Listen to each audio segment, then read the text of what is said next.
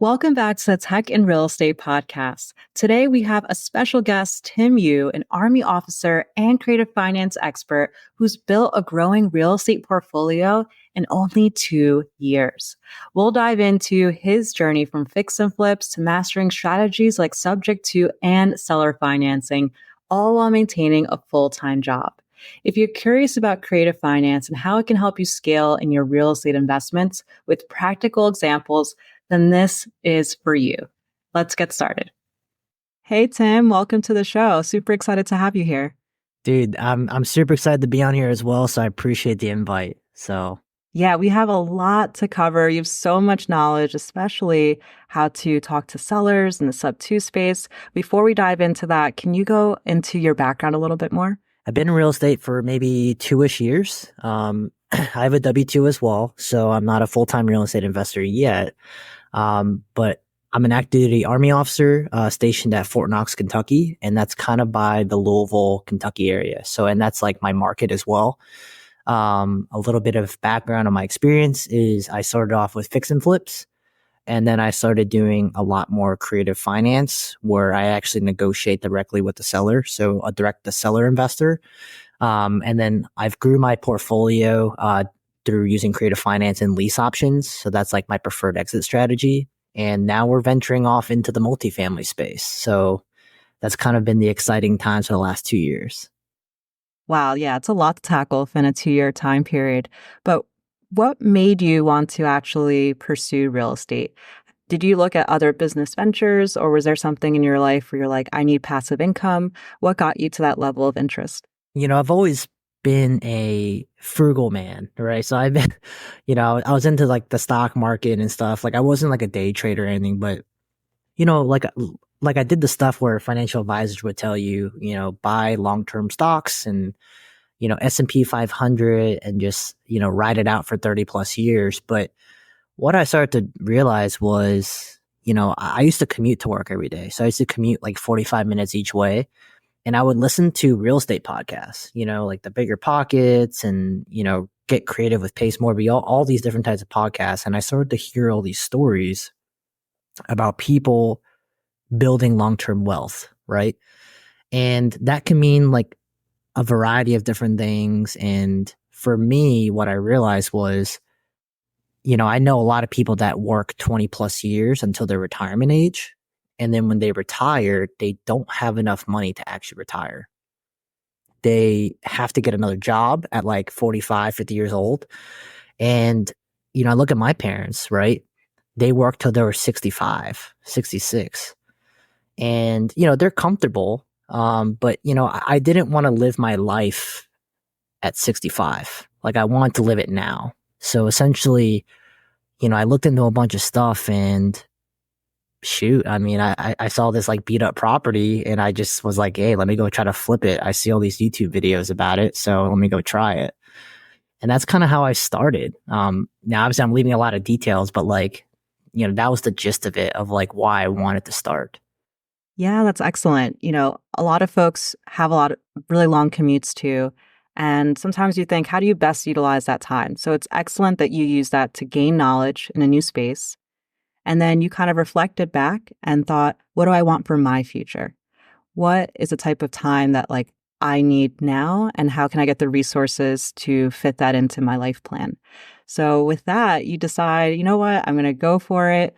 I'm going to try to work on this property that I see. Was this a property that was local to you, or were you looking out of state? Yeah, so this was a local property out in Louisville. So I saw the price tag. It was like $100,000, and then it dropped to like $50,000 overnight. And I was like, man, let me take a look at it. So I called my real estate agent. I was like, let's go see it. I'm just very curious. I'm looking for my first deal. And we go see it. It's like boarded up and stuff. And the guy who showed it was the property manager, because the owner was out in California and he didn't really care. Like it was in a bad neighborhood and stuff. And, now looking back on it, I probably could have got it for way cheaper. I offered $40,000, so $10,000 off the asking. And I thought that was like crazy. I was like, there's no way he's going to accept it. And they accepted it like in like an hour. So I was like, man.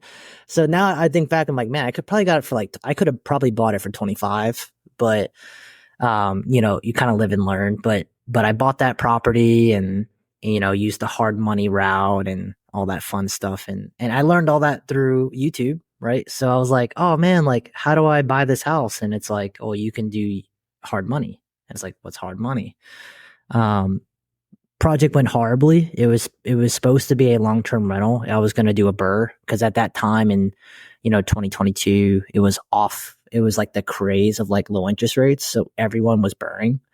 So I was like, you know what, that's what I want to do, and it ended up being a bad neighborhood and stuff, and I decided to try to sell it. So the project was supposed to be 35 days ish, like a quick cosmetic flip. It ended up taking 6 months. They're like poor contracting, and I picked the cheapest contractor in the world, thinking I could save money. And, he disappeared on me and all that stuff. All the horror stories you can imagine probably happened to me.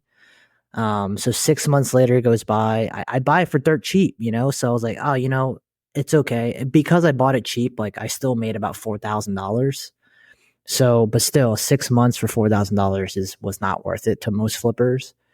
But I like to tell people this story because, one, I didn't lose money, but two, even though I only made like less than $1,000 a month on this flip, it's more of the lessons that I learned. It's I made $4,000 in my pocket, but I probably made $1 million worth of experience. That is such a great point that you make, right? Because we hear so many successes in real estate of how people are able to scale largely with minimal risk, maybe minimal issues that occur. But in reality, as you're continuing on your journey, it's all about learning. And you can do research beforehand or have a mentor to guide you along the way that can help mitigate that. But ultimately, like you need to start taking action so that you could learn on your own. And when you decided to actually take action, was it a mentor that you had or a group that you were a part of that gave you that push, like, okay, I am going to make an offer on this property and move forward with doing a BRRRR deal? At the time, I didn't have like a mentorship or anything. It was more like the only person I really had was my real estate agent. So I talk about like networking a lot on like my social media channels, and I don't think people really understand like how important it is, especially in this industry where if you're a brand new person, like no one's gonna hold your hand necessarily like through the process without some sort of value. So like a lot of people that I know, you know, want to do it on their own and they refuse to pay somebody. And it's like, and then the same people that refuse to pay someone like doesn't ever like generate their first deal, right? Luckily, like I tell people I'm very blessed because the first person I met was my realtor who is also an investor. So she owns like Airbnbs and all that.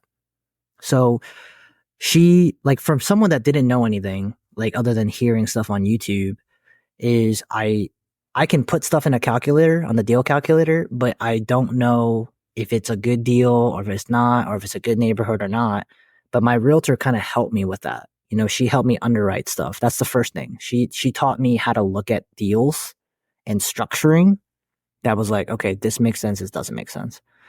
The second thing is she's an investor, right? So she has contractors that I did not use on my first deal, right? Because they were too expensive. So, just right there is like that one person connected me to all these different people, right? So like she connected me with contractors later on, right? When I learned my lesson. Two, she lined me up with hard money lenders, good mortgage brokers for like conventional stuff. And three, she like invited me out to my first real estate meetup, right? So that one connection alone kind of set me up for all these things. Through going to those real estate meetups, I met other people that were in certain communities. So like for me, like a lot of people know that I'm in sub two, right? So I'm a Pace Morby student. I ended up joining that community. I used my entire profit of $4,000 and paid it forward into sub two. And that's kind of how I guess my story evolved from there. Huge point there. Networking is key, especially in this industry of real estate. And what I see from a lot of newbies is that they'll do self learning, which is good, but then they expect to do everything on their own, to fully understand the numbers, to fully understand the neighborhood, to fully understand what they're going to do with the property afterwards. And while that can be very useful, that does come from experience, or you can accelerate that with having a rock star by your side. Because like you said, that agent, not only was a rock star, but she knew other rock stars as well when it came to other areas in real estate. So I'm really happy, yeah, that you were able to get that connection. So now you're more empowered for probably your next deal because you've had a lot of learning lessons, your network is growing. What was the next deal that you went after? My next deal, so my next two properties were conventional. So it took me 9 years to kind of save up all that money. And what I did was I actually liquidated my 401k. Now, I would tell you, don't do that. I don't recommend liquidating your 401k. But, for me, like if any of you guys know me personally, like I'm very like obsessive, right? Like I don't do anything like half-ass, right? So, if I'm going to like when I used to play video games, I'm going to play video games for 8 hours straight, right? So I'm a very like all in type of person. So I was like, you know what, real estate, I think this is like super, what I really want to do. So I actually wiped it out. So I pulled everything out and I put 20% down on a duplex. And then that's probably been one of my better ones, honestly. It was already rented out by two great people. And they decided to stay with me for the last 2 years. So that's been doing really well. And then because I'm a veteran, I used my VA loan after that. So I moved into a duplex, where I used 0% down, and then I got seller's concessions. I actually just posted something about this on my social media for all the veterans out there. I purchased a duplex that cash flows like over $1,000 a month, and I bought it, or I closed with $3,500. So like with the seller's concessions, with the zero down payment, I literally wrote a check for $3,500, lived in one side of it, and then I left. And now it makes over $1,000 a month cash flow, right? So do you think that return on investment is pretty good? I think so, right? But that was my last conventional deal ever. Shortly after that, it was like my 5th or 6th month in sub two. So I was doing conventional stuff while I was like learning how to do sub two in creative finance. And I was like working for somebody for a while for free. Like I joined someone's team and it was essentially like a cold caller for a couple hours a day. Until I realized like, man, I can kind of do this myself, right? So I started doing creative finance deals myself and then using lease options as my exit. So I don't know if you want me to talk about lease options or not, but that's basically how I started like in the creative space. Yeah, that's excellent. I love that you used a VA loan, did a house hack, and you were able to acquire this property. It's now a cash cow in a sense without putting that much money down. So that is a really great way to leverage loans that favor you if you have that opportunity. And then you decide to move over to the creative space. Now, some folks listening may have no idea what creative financing is. They're the most that people may know is that you go to a bank in order to get a loan, and that's the only option. Could you explain a little bit of what creative finance is and the community that you're a part of? Yeah, so I think the easiest way to explain a real estate transaction is there's everyone online and all this stuff will tell you about all these different methods, right? Like subject to, seller finance, whatever. There's only two ways to buy a house. One way is cash and one way is terms, right?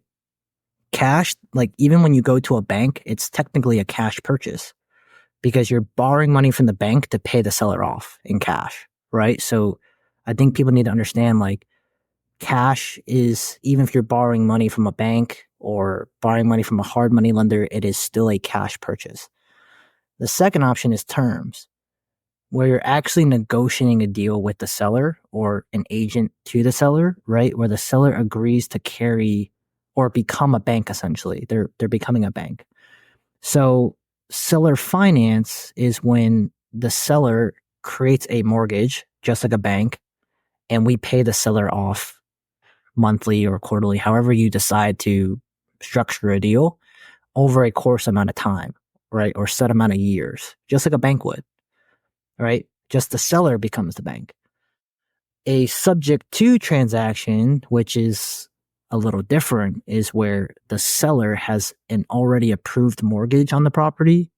Like let's say like someone got a mortgage in 2020, like 3% or less, and they want to sell the property. we can come in and take over those mortgage payments, right? But the debt remains in the seller's name. So there's some risks to the seller and all this stuff, but that's basically the gist of it. Where subject to is we're taking over existing debt that already was approved. And then seller finance is usually the seller just creating a note or a mortgage and we buy it off them that way. That's a really useful description. And from the buyer's perspective, I can imagine that you're able to put less money down in these transactions. So that could benefit you that way versus traditional, where you need maybe more income. You need to show debt to income ratio as well. But why would creative finance be useful for a seller? So, for example, if someone is maybe thinking about selling their property for various reasons, why not just get all cash? Why would they want to carry terms? It's a very loaded question. Every strategy has a different type of seller. I would say, like, I would take this from Pace, right? So Pace is my guy that I learned from, but basically the biggest thing is subject to, usually there's a pain involved.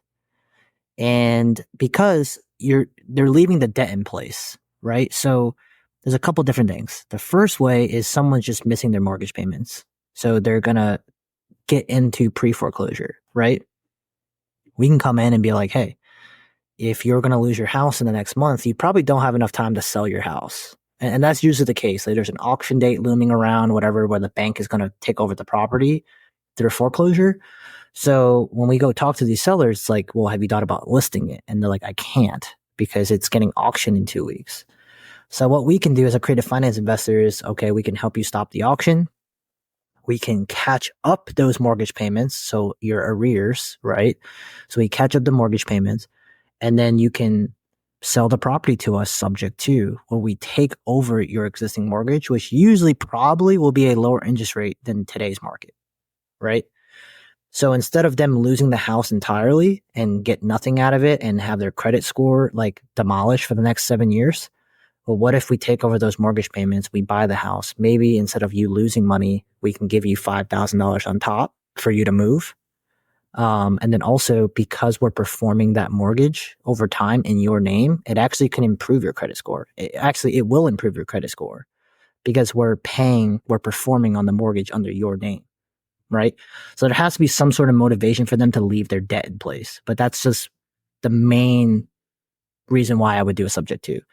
The second reason is low equity, right? So if they bought their house last year and they used a FHA loan or a VA loan and they have no equity in the deal, the house hasn't appreciated much in the last year, unless it was like 2021. But, on average, 3% or 4%.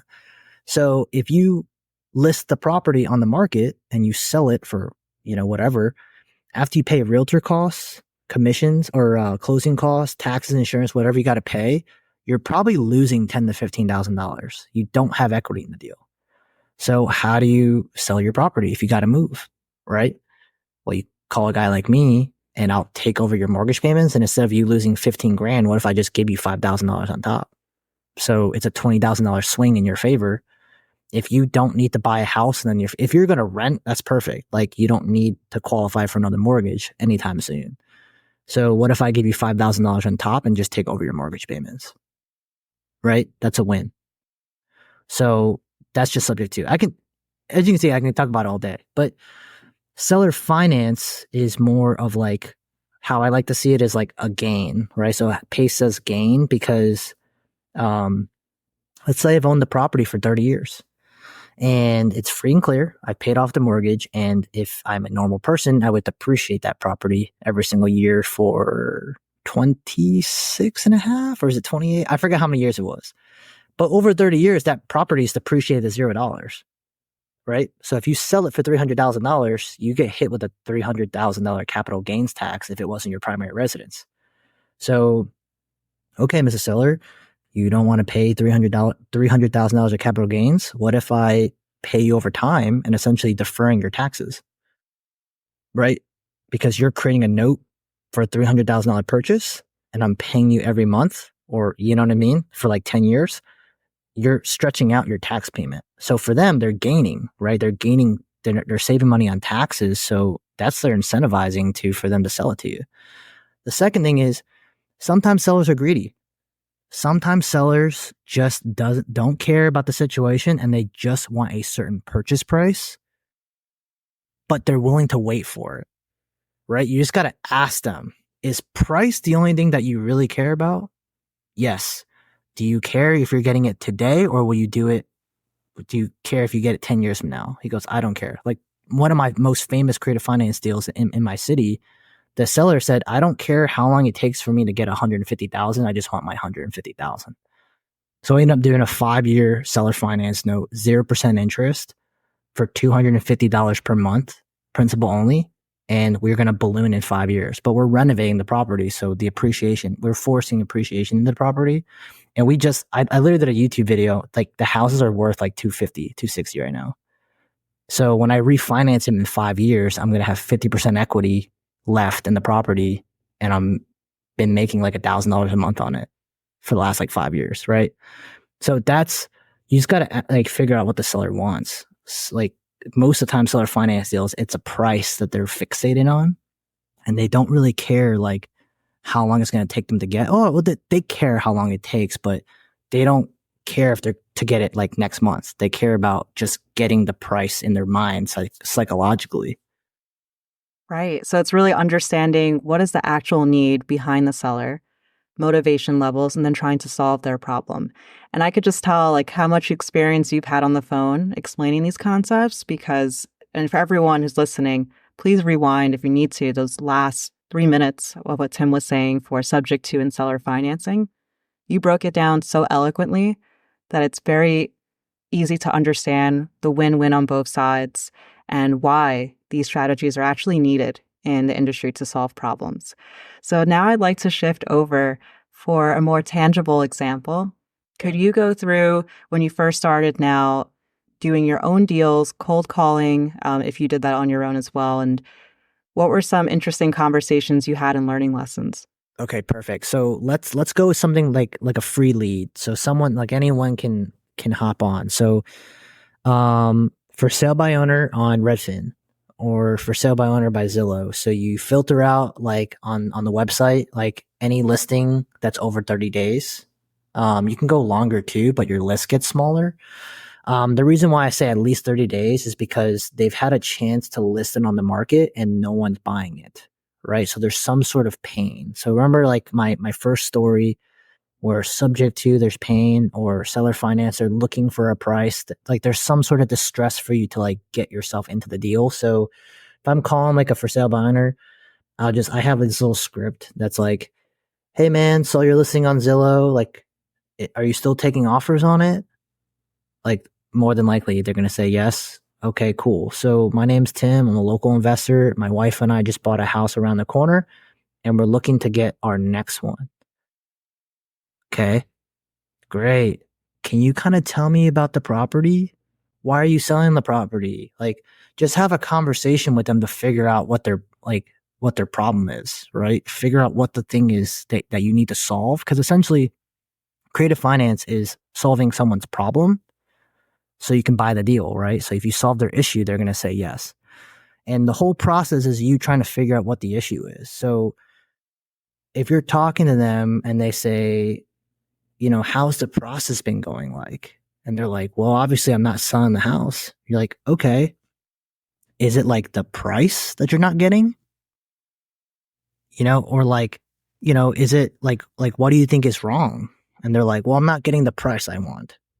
Okay. So you write down your notebook price. Okay. So I see that your property is listed for 185. Is that like set in stone? And they're like, they can say, yes, I want 185, or they can say like, oh, I'm willing to work with it. Okay. What's the best you can do? It's a very simple question. Like, what's the best you can do? Like, I've asked that question 1,000 times in my life, and like, literally, like, the price will drop by $10,000. What else can you do to like drop a price by $10,000 by just asking 3 words, right? Or 4 words? Like, that's like one of the most important things. Like, what's the best you can do? Or if you're doing seller finance, what's the least amount of money that you'll take per month? Right? Like you don't like say your number. You don't like say like, well, how much are you willing to take? What's the least amount you can take? right? And if they say that number and you're like, well, okay, now that's kind of my ballpark. But is there anything else that you could do better if I'm taking over your taxes, insurance, your existing mortgage payments? I deal with the property management. You say that stuff on purpose, and then you say, with that being said, what's the least you'll be able to take on the property? Right? You're kind of like recapping what you're doing for them. I'm solving your issues on paying the taxes, the insurance. You don't gotta deal with this property no more. I'm gonna pay all the property management and stuff. And on top of that, how much money do you want? Right? You kind of structure it that way. But yeah, so basically, back to the phone call. So the guy, if he says 185,000 is the only thing that I'll take, I would just be like, okay, man, like, can I be honest with you? Yeah, sure. Hey, I'll be honest, man. Like, I never told you how I make money in real estate. So the first way is we buy distressed properties, we fix them up, and then we sell it on the market for a family to move into. Usually those are cash offers. And because we have to put all that work into it, we have to go below market value, right? Like, we're not going to pay cash retail because we got to go fix it. But the second option that we purchase properties, it sounds like your property may be a good fit. Properties that are in better condition, looks good, the pictures look great. And if that's the case, we're willing to give you your purchase price if you're willing to get paid over time. Is that something you'd be willing to talk about? They say, what do you mean by that? You're kind of in the races right there. Let's talk about it, right? Very simple. I don't say seller finance. I don't say subject to. Are you willing to take payments over time? Right? Or Pace says, if you're willing to take terms. That's how he says it. Right? So different ways to kind of skin the cat on that. Incredible. Honestly, Tim, like really, really well done of going through like a hypothetical. And I love the points that you drew on, which is, a little bit of educating the seller without throwing terms that are maybe confusing, asking questions that are more like leading so that you can get like their responses. And I love that 3-word question that you said, where you seen price drop just based off of that. Yeah, 100%. Like, they're always going to give you a number, and that's not the real number. Like, it's lower. I guarantee it. They're willing to work with you if you talk to them. Yeah. And it's incredible that you're able to, say, do this all over the phone in a conversation, build rapport in real time, so that the seller can trust you and then you could move forward. So I bet that after doing this for, phone calls each day, you start to scale and then you start to think multifamily. So what was that switch there of now looking to expand your portfolio a bit more? Single families, like, some people will disagree with me. I think they kind of suck. I mean, like, it's just, you need so many properties to make a big dent unless you get like really great creative finance deals. But like, more often than not, like, you're not going to get that. And homes appreciate depending on what is around them, like, comparable sales, or just, Kentucky builds a new factory near us and now we need 10,000 new workers. So the houses go up. But in a multifamily, yes, like, geographical stuff does matter, but it really comes down to X's and O's, right? And I met my business partner actually at a real estate networking event, BBCon. We went to BBCon last year.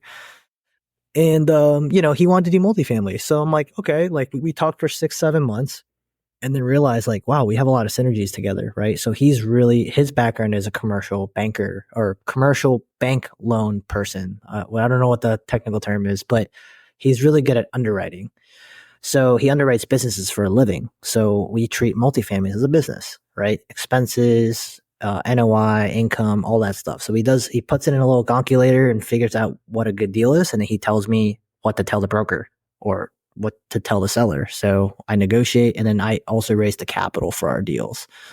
Long story short, you can buy a property, a multifamily asset that needs a little bit of work.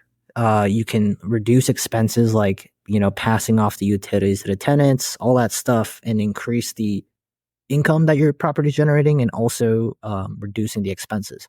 You don't need to always renovate the property. Like, a normal fix and flip in a residential, like you have to value add, right? But in multifamily, you can value add by reducing your expenses. Like, what if we fired a property manager that was charging 20%, right? Hypothetically, and we hired a new one that charged us 9%? Or what if we pass the electric bill back to the tenants and save us $30,000 a year? That's $30,000 extra back into the pot, right? Which literally boosts the value of commercial properties. Because if you don't know, it is literally a math equation for commercial, right? Like what is it? Your value of your property is like the NOI divided by the cap rate. It is literally an equation. So if you're generating more income and you're lowering your expenses, your property literally is worth X amount. So you can generate $1 million of net worth in a year if you buy the right property and you do the right things to it, right? And what do you do when you get $1 million of net worth? You refinance and you pull out some money, right? Because debt is not taxable, right? So you pull out the money and you go buy some other properties. Now, obviously, you don't want to over leverage yourself, but when rates do come down, and they will come down, we're going to refinance some of our properties at 4% interest or 5% interest, right? And we're going to buy some more houses with it, right? Yeah, that is excellent. And I love that you dive into this new area, right? Because there's residential, there's commercial space, but you also partnered with someone. I think partnering is huge, especially when you're entering a new space, whether you're partnering or networking. It really helps to bridge the gap of different maybe knowledges and skill sets people may have.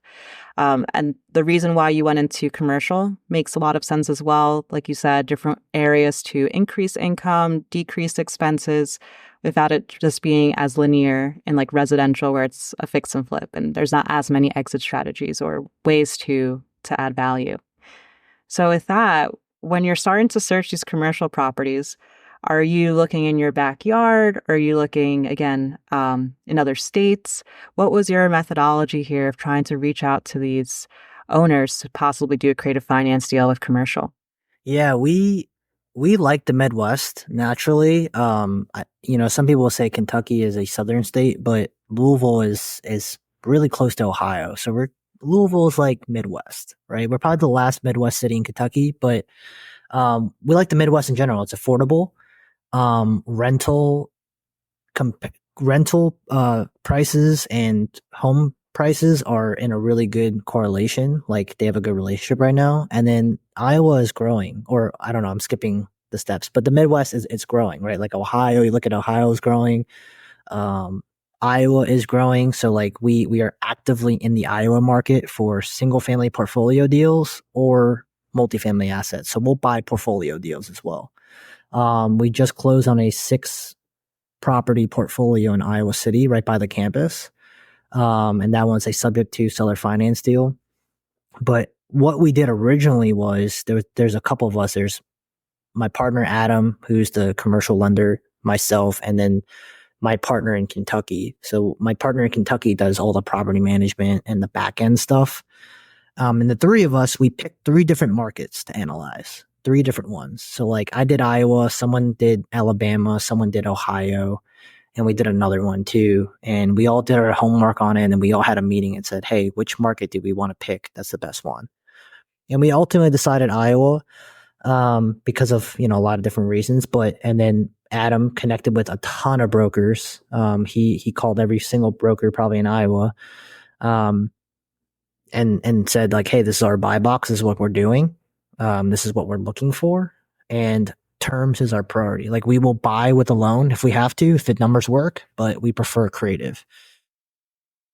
3-4 months later, and I want to tell you guys, like it did not take, like it wasn't like overnight where we found this 6-house portfolio. It took 4 months of like looking at, well, he looked at 1,000 properties. I just said, sounds good, man. Thank you. Right. Cause that's what partnerships are about. Once we kind of figured out Iowa and stuff, you start to realize like what you're good at and what you're not good at. So I have a lot of friends that ask me, is this a good property? And I say, I don't know, man. And they're like, how do you not know? I'm like, I'm not a good underwriter. I'm not. Like my strength is trying to get the right deal with the seller. I can make a deal happen because if I negotiate a payment of $500 a month and the average rent is 1,500, like that's a good deal to me, right? I suck at underwriting, dude. Like, but you got to figure out what you're good at and what you're not good at. And then you pair yourself up with the right person, right? So I trust Adam. I can, if Adam tells me it's a good deal, like I'll buy it. Like I will raise the capital and then I will go buy the house. But that's basically like that's made my life a lot easier. So instead of me spending 30, 40 minutes on each property I look at, I have somebody that does that for me, right? Or with me, essentially, because he's on my team. But he does all the stuff that I don't want to do.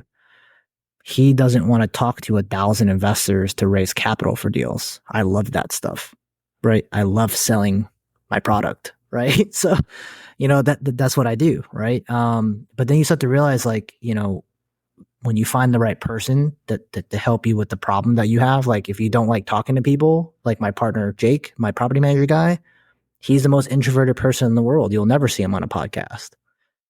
And we bring we complement each other, right? And that's what you ultimately have to do. So I hope that was helpful. Super helpful. Yeah. Different people within like a team essentially can bring different value where one person may say, oh, I could never do what, person B is doing. And person B says the same thing about person A. So it really can work well to complement each other's skills, be able to move forward. And question I have for you. So when you do shift to this commercial space looking at multifamily, do you find that the conversations are a bit easier since they're warmed up with an agent? Or what were some maybe challenges that were different from when you were doing residential to commercial? I think residential is a little easier because you have more direct access to a seller, right? And most sellers aren't investors. Most, or not all of them, but a lot of people who own multifamily assets, especially if you're going over 30 units, they're either mom and pops or investors, right? But even the mom and pop investors, they understand that it's an investment, right? It makes X amount of money per month and blah, blah, blah. Um, it's a little more difficult because you don't have access to the seller because all of them have a broker or agent. So you got to work through the agent. And dealing anyone playing phone tag is always going to be more difficult, especially when you're trying to negotiate like a creative deal. Like in the residential side, I really don't like dealing with real estate agents. Like I'll tell the agent, like I'll give them a shot. And if they like kind of flake out on me, I'll just call the owner myself and tell the owner I'll pay the agent's commission if we agree on a deal. I'll just cut them out, right? Because I just don't want to deal with it. And a lot of agents tell me what I do is illegal, so I just don't really bother. But the commercial side, the pros of realtors and the brokers is that most people buy and sell houses seller finance in the commercial space. Same with business owning, right? Most businesses are sold and bought on seller finance. So when you start going into like the higher building counts and the type of doors and the commercial properties, more people are familiar with seller finance. It is a lot more common in the commercial space. They'll say like the technical terms like seller carryback, like, oh, my seller will carry this much. That means seller finance, right? When you're talking that lingo. Now, I think the biggest difference though with a commercial broker and on the residential side is the broker wants to know if you're serious or not, because we're not talking about $150,000 house. We're talking about a multi-million-dollar asset now. So it's like, they have tons of people calling them about their listings. But my partner, like I said, is a commercial lender, so he can speak the language. So initially, like when they have the initial conversation, like Adam can spit numbers, spit the lingo, the acronyms they use, and then the broker kind of like is like, oh, okay, these guys are kind of the real deal, right? They kind of speak the language. And then when we get into like the next phase, so the first step is the initial like dating phase, right? Like, do they know what they're talking about? Do they know what they're looking for? And are they serious? Right? Once you pass that, now it's like more of like credibility. Like, okay, you're talking about seller finance subject to all this stuff. What other deals have you done? Right? And that's where like I come into play for my team also, because I have a lot of experience with creative finance. So like when I show them my portfolio, it's okay. He hasn't done just one or two, like he's done quite a few. And that also helps the broker be like, okay, like let's talk about this because you know how to do it. Because ultimately, when we close on the 6 condo portfolio in Iowa, the broker literally talked to his other brokers and said, yo, these guys know how to like structure some crazy deals. So now we're getting a lot more opportunities in Iowa, right? A lot of it is a lot of credibility, right? And you'll get credibility as you work. And then for people who are just starting who say, well, I've never done a deal, well, go partner with someone. Person who's, yeah, a newbie looking to get into this game and maybe they want to go into the multifamily space first, but they don't have that credibility to back them up. They might think, well, who would want to partner with me? Like, what can I do to add value that they don't already have? So, what are some examples that could be useful for someone who is experienced but would want to bring a newbie onto their team? Dude, bring me a deal, right? Bring me a deal. Like, here's the thing. Like a lot of people will be like, well, how do I bring you value? Or how do I, like, I'll work for you. Like, and it's like, that's not what we're looking for. Like, it's like at the end of the day, right? A lot of people will say, hey, I want to network with you. Like, let's grab a coffee. Let's grab a lunch. Now, this will sound very snobby of me personally, right? Like I just had coffee with a young gentleman today, but he's like a young sub 2 student. So I don't mind going and hanging out with him. But a lot of people are like, hey, I would love to network with you and bring you and get you a coffee. And it's like, dude, like if you're like a business owner and you're flipping houses, you're buying houses, all this stuff, like we don't have a lot of time on our schedule. Like it's like we have all this like free time. And people think like financial freedom is like you have free time. It could be, but like if you're actively in the business, you are very busy. And it's like I'm gonna spend an hour of time like talking to somebody, and 9 out of 10 times that person will never take your advice. They will never do anything that you're telling them to do, and they will not get a deal. I've talked to dozens of people, and I could buy my own coffee, right? I can literally order on my phone, and someone will drop off an iced coffee right now, right? I can do it right now, right? So if you're trying to bring value, if someone like, do not ask them, how can I provide you value? Like that, like now you're putting more work on us to figure out what you can do for us. Like that makes no sense, right? Figure out what your strengths are. If you like hustling and you like calling sellers, call sellers. I will buy every single creative finance deal you bring. I'll give you a wholesale fee, right? If you want to get into multifamily space, if you find a broker that wants to sell a property on creative finance, whatever, shoot, I may even bring you in the deal, right? I'll give you some equity in the deal for you bringing me the deal. Like, do something that is your strength. Now, let's say it doesn't even have to be real estate focused. Here's $1 million idea.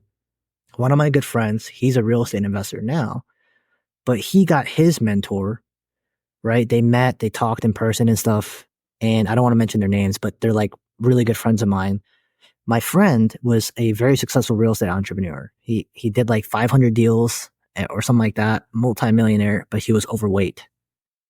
And my friend, or actually we're both friends, but they met at a real estate event and was like, hey, like they talked. And they said, if you help me buy 7 houses this year, I'll help you lose 50 pounds. And they've been best friends. They're like best friends now, right? They're partners in business now, right? Value. I have another friend that went to a real estate investor, saw his social media. It sucked. And he goes, I will do your social media for you for free if you teach me how to do real estate. That's tremendous value. Man, if anyone wants to do my social media, I'll teach you everything, right? That's the type of stuff that I'm talking about. It doesn't have to be real estate focused. Bring someone value. What is your strength? And offer it. If you teach me how to do real estate, I will help you with XYZ. And if it's a good fit for us, then we're a good fit, right? We're a great fit. Perfect. You want to do my social media? I'll teach you how to buy a house this year. Easy. Because that's what I do, right? I love it. This is one of the best ways to get a mentor, to be a part of a team, accelerate your path by adding value. Not what can I do for you, but saying, I've noticed this about your business and I'd like to help in this way. I've noticed this about your personal tastes, your interests, and I have a connection that can help you, achieve that goal faster. So really great words of wisdom there. And I want to pause for a minute, Tim. From when you started learning about real estate to your first deal to where you are now, it sounds like you have 10 years of experience. What is the actual amount of years you've been in this space? November 2022 is my first. I closed on my first project. So Huge. almost 2 years. Yeah. This is the reason why communities work, why building a network works, specifically because you're able to accelerate your path so far. I could tell you countless number of people that started the same period that you did, and the furthest they've gone is maybe getting a pre-approval on a loan. Yeah. Maybe. But your ability to take action is really significant. And I want to highlight that. Is there a particular reason why you are so motivated and you don't let roadblocks get into your way to move forward? First year, I think I went too fast. I went way too fast. And what I mean by that is like I became like a person that just wanted to buy deals to like buy deals. And some deals didn't pan out, or some deals did pan out, but it took me a long time to like get them stabilized. Like when I moved out of my duplex, I wanted to do midterm rentals. So I furnished one of the units, and it was like during wintertime. And if you know, like wintertime is like the worst time for midterm rentals because all the nurses go home, or travel professionals go home for the holidays. And it was like vacant for like 3 months. And I'm like, oh my God, like I'm just like bleeding money out. And I had like two flips going on at the same time. And I was just like, dude, I just like was so stressed. Like I was over leveraged. I was doing everything myself. And a lot of people just see like on social media, like my happiness, but I'm trying to be like more transparent where, I'm trying to show people like it's not as sexy as it is or what you think it is, unless you have the systems that it could be really sexy, but you gotta have like the systems in place and the team in place. And I've always been someone that like if I see a deal and I like it, I'm gonna try to figure it out. I'll raise the capital or whatever, and I'll try to do it. I think the biggest thing though is a mindset thing, and I hate to say that, right? Like a lot of people are like, "Oh, mindset's everything," but it really is. Like if you talked to me 2 years ago, a lot of my friends in Louisville will laugh about this story because when they first met me, they asked me what my goals were. And I said, I wanted to buy 5 houses in throughout my 30 years, and I'm going to retire from the military. Like that was my goal. I think I bought like 8 houses in my first year. So like, obviously that goal like was thrown out the window, but I realized because hanging out with certain people and like being in the right rooms and being in the communities, like either free or paid, um, opened my eyes to a lot of things and to see what's possible. And I think paying for mentorship or communities or access to communities is very important to your growth, but not everyone can pay for memberships or mentorships or communities, right? So use free ones while you start, like go to your local meetups, and they're all on Facebook. Just type in your city real estate meetups and you'll probably see like 2 or 3 of them. There's literally one tonight in my city. So if you're in Louisville, like, right, there's one every week in Louisville. So go to your free ones, connect with as many people as possible. Um, and then when you make some money in real estate, go pay for a certain access, right? You have no idea how much money people pay for masterminds, real estate communities, whatever, because it's not for the education. It's for access to people. And as weird as that sounds, you'll see it one day. Like if multiple people are paying $30,000 to hang out with each other for a year, you probably assume that that person spending $30,000 probably has a lot of money, experience, or knowledge, right? And now you're in the same room with them and you're in their club. You know what I'm saying? Like, hey, like you're also in this thing? Yeah, I am. Okay, let's like grab dinner. Let's talk about your business, right? And the conversations are different at that level. You're not talking about certain, like, you're not talking about the dumb stuff. You're talking about like things that can actually improve your business, right? So I just wanted to kind of mention that. Free first, of course, as you get a little bit of sauce. Really recommend that you go to like these bigger networking events and stuff. So Incredible insight and the way you laid it out for someone to get started. I completely agree. Going to your local real estate groups. Here in Tampa, we have a sub two group. There's one in Orlando as well. So those are also like all over the country. Just go on Meetup or, like you said, Facebook, and you can find them. But for folks that want to find you, Tim, be able to follow your journey and see how you progress, how can they do so?